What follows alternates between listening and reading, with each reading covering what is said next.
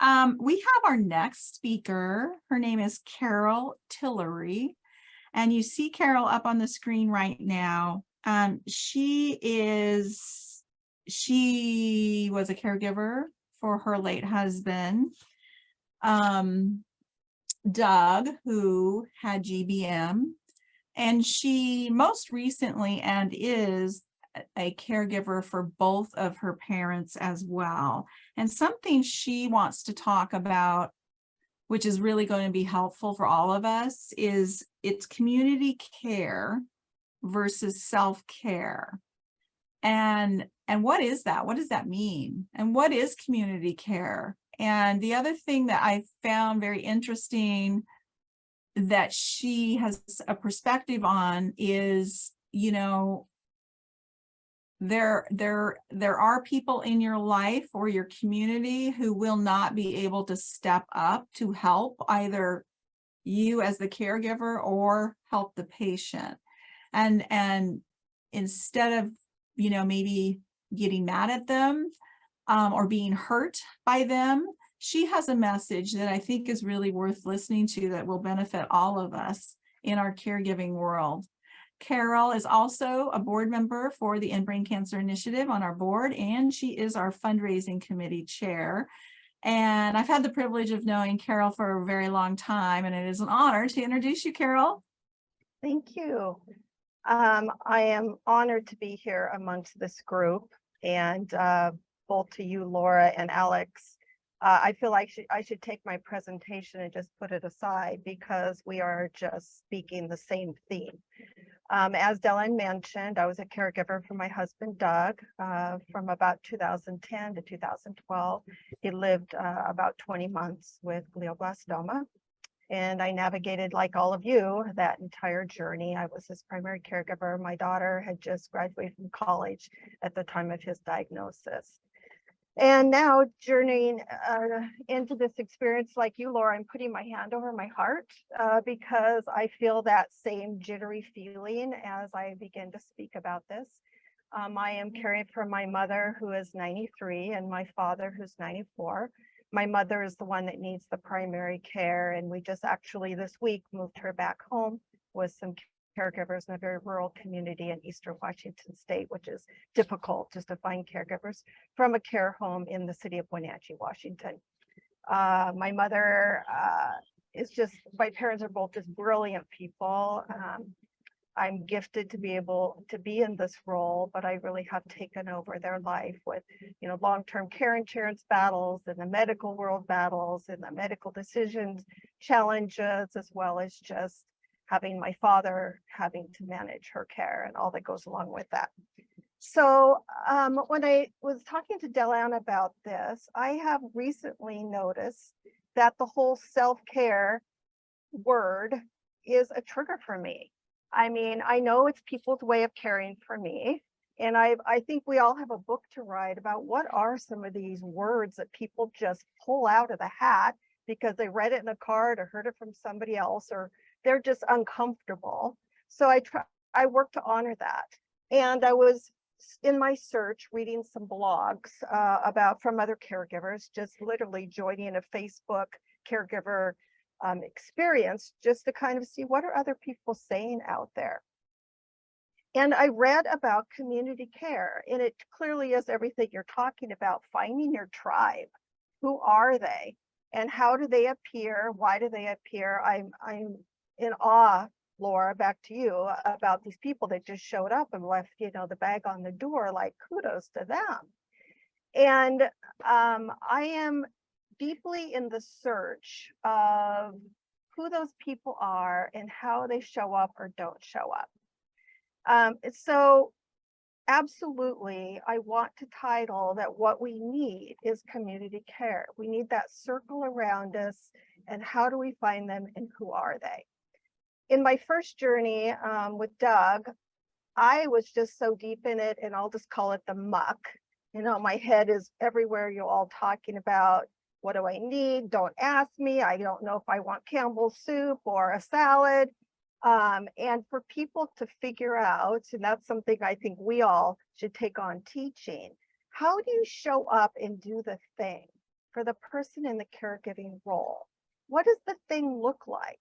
It's everything that you all talking about. It's, you know, mow and come over and just vacuum, tend my garden, take over a drive to a medical appointment so I can just take a shower.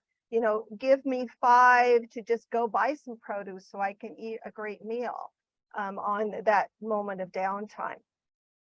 So I'm more in that curiosity at this stage of life in the midst of my exhaustion. So that's one thing. I'm having to kind of segue here from what my original presentation was. But anyway, finding your tribe and then helping others know how to show up to do the thing. That I think is my work for the future. So in this journey, what I have noticed is one, and I guess I'm just gifted with this, and thank you, Lord, I feel I can show up and do the thing. I can send the card, I can send the flowers, I can write the note. Even when I'm caregiving, I get more satisfaction by giving out than being given to. So even on a bad day, if I think of someone else, you know, someone else is having a worse day, just like your mom said to you, Laura, like there are people out there, you know, that, wow, it is not as bad as it is. It's worse than it is for me. So in my tribe, the struggle has been of those who you think are going to show up, don't show up. Those who say they're going to show up and you would expect them to, might not show up. And then there's people you like, what? Where are they from? Showing up. And the mystery behind all of this and the whys of how people show up or don't show up. I want to actually line up, this isn't going to happen, but I wanted to line up the people in my current tribe, I'd say my family group particularly, that aren't showing up. And I know it's not mine to know their trauma or discover their why, but I really know that they're missing out on this beautiful experience that we're all having that is absolutely chaotic and exhausting. But why? Why aren't they showing up? And then I have that day where I think, what about me?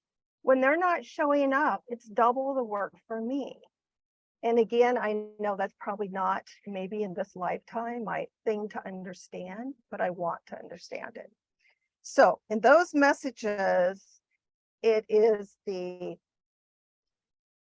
find our community. And in this particular second caregiving journey, I definitely have stronger boundaries in being able to say, please come help me. I need you. And making my voice really heard. And as you're saying, Alex, being specific. I have outlined those things that I need. Please call this caregiver, see if she can be there Tuesday from 2 to 4. And I really don't circle back. I just expect it. And those things are starting to happen more and more as I am voicing stronger. These are the needs that I have. A number of questions. I want to address some of the questions since a lot of other things I'm going to say might be repetitive. So Dylan, I took the questions and I just, if that's okay, I want to give some of my responses because I think it's a good part of the discussion. Absolutely. So how do I address being so angry that I want to run away? I really like the breathing exercises because when I'm in that moment, I do the breathing exercises. Even if I go lay on the bed and do literally the belly breathe, the box breathe, and put my hands on my heart and just be in that moment. And sometimes it only takes 5 minutes. Part of that would be to call that person. As you're discovering your tribe, you're seeing who's evolving and able to show up. I do it. Just give them a call. On the patience thing and the triggers, I was saying I have found my greatest healing right now is airing it out. Like my husband knows when I come back from basically my 10 to 2 weeks deep caregiving, managing 2 people's entire life. I call it in my family we call it decomposing, and I don't mean that to be a trigger or rude to anybody, but I was so tired one day. He said, "What do you need?" And I said, "I just need to decompose." Well, I obviously meant decompress. So in our family, I literally will take a full day when I come back to my home environment, which is about 3.5 hours away from my parents, and I will take that day. And I'll say, don't expect me to brush my teeth, wash my hair, or get out of my pajamas, whatever that looks like. And I found that if I just have that time, the next day I can step into what I have to step into. But he also knows that I need to air it out. So I will reinforce, find your therapist. I know sometimes if finances are a challenge, or you don't have the health insurance to cover it, whatever you can do to have that person that you can have the strategies to air it out. And that's what I will do sometimes. I just let the inside to the outside. On the ramp piece about why, my husband wants to build these ramps. What do we do about that? One thing yeah, and it's bigger than that, right? It's bigger than that. Yeah. It's to me, I said exactly what Alex said, and that is it's all about safety. Because in talking to your patient loved one about keeping them safe, that's your goal. That's 90%, 99% of our goal is health and safety, the best medical care, the best medical team around them, and our home environments that also have to be safe. And the thing is, the difficulty that I felt when the question was asked was it's a strong visual of what's happening. And that can be another trigger for each one of us. It's like, I don't want that in my house. I don't want that on my front porch. I mean, but again, it's probably a temporary situation and safety needs to be the priority. There was a good question about how do we address the feelings of guilt about not wanting to retire. I commend those of you who took the time and made your parents a complete priority. I'm retired at this point in my life, so I have the flexibility. But when I was caregiving for Doug, I was able to work remotely. And I taught teachers all over the country actually how to use online school before online school was not a great thing. There are still elements about it that are a great thing. And I actually, as Doug was laying there in the bed next to me, I taught school online with him right there with me. So I think asking for that and speaking to your needs and maybe not having to completely retire, but have some sort of modified schedule. Hopefully employers are getting more sensitive to that. Let's see, what are some of the strategies for how to manage the thoughts of what is ahead?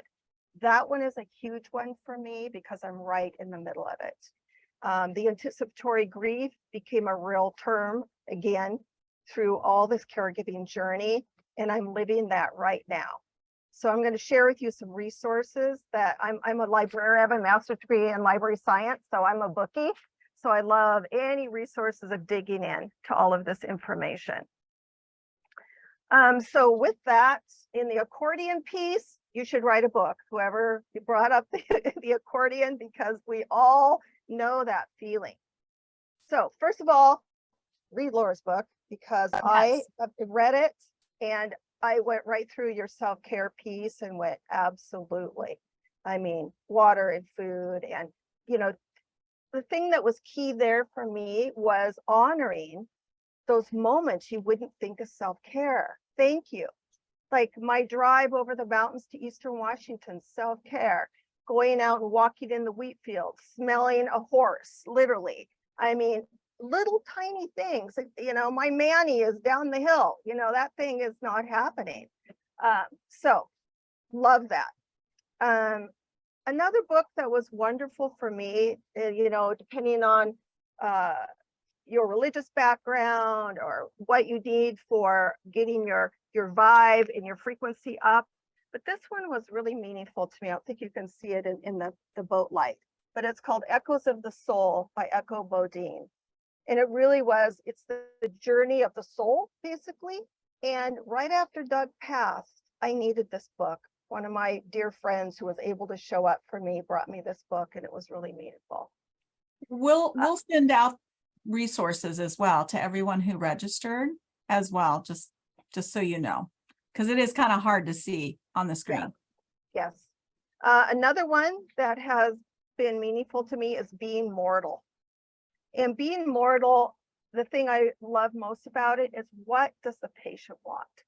We can easily get so caught up in, oh, we need to go to this doctor in Texas, and we need to go to New York, and we're just in Seattle, and are the best and the greatest, and am I getting in the information I need, and I should go down the Google hole, which we all do.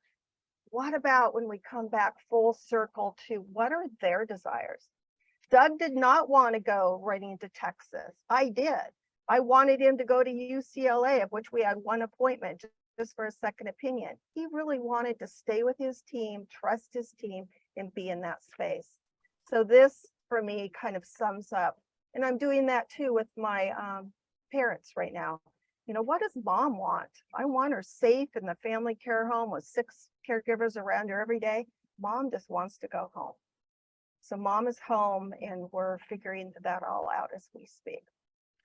Another one that was extremely meaningful now is final gifts. And this is one of the ways that I am dealing with thinking about death and dying. And as the gift of that, it's like birth is just such a celebrated thing, and death is so scary and to most people. And all of us sitting here today, I think, are looking at and have looked at our own mortality. And I see that as the biggest struggle for my tribe who can't show up. And you hear that, we all know that they just can't look at it. They say it's too hard. They don't want to see mom that way. Whatever that excuse is, this book, Final Gifts, is helping me come to some better settled place with my own mortality, my parents' mortality, and the grief that I've experienced prior, and the anticipatory grief that I'm in now. Another one that I'm loving is Minding Our Elders. And this is about caregivers sharing their personal stories, again, primarily for elderly parents in that particular stage of life. Because this is very different than the stage that I went through in caregiving for Doug. This is my mom and dad, and the protection they had around me my entire life. And now I'm having to I call it parenting the parentals. Not fun. And they're pushbacks and but yet I'm trying to think I'm making the best decisions. Carol. Yeah. We do have to move on, but I wanted to let you know that one of our people that are joining us today said, honor the wishes of the patient as much as possible. I know that as a caregiver, we sometimes forget that. And that is something to really, really keep in mind. And the book you showed up, I've read that book. It's very, very good. And it changed my perspective on some things. So I really like it. I also read the book, the Gifts book. I can't remember exactly, but I read it unfortunately after my late husband passed away, and I really, really wished I'd read it before. So truthfully, our organization used to mail that book out to caregivers when they would contact us, and it looked like, maybe their loved one would be headed in the direction of passing away. And I would always write a little note and say, please read this book as soon as you possibly can, because there are gifts. There are gifts in that death process as well. So I gotta move on, Carol, but I just want to say thank you so much for talking about a lot of things that are so very important that sometimes we don't think about. The community piece, and why I think people don't know how to show up, and I think they're scared. And I also think, truthfully, I think people are afraid sometimes to cry in front of other people, and they think they're going to break down in front of you, the caregiver, and they're just too afraid. And I know the very first time I went to a therapy session when my late husband this is before he had passed away. Honestly, I was afraid to cry. But for God's sakes, I'm human. Of course I'm going to cry, and it's really okay. And honestly, it's needed. So I want to just, that piece about community showing up or not showing up is really important. And then being able to talk to anybody, just honestly, is so important, because you do feel somewhat isolated. Thank you. And the serenity prayer has been a big one for me. Just put it up, post it, and read it every day. Very good. Very good. Thank you for that resource. We will put out those resources as well.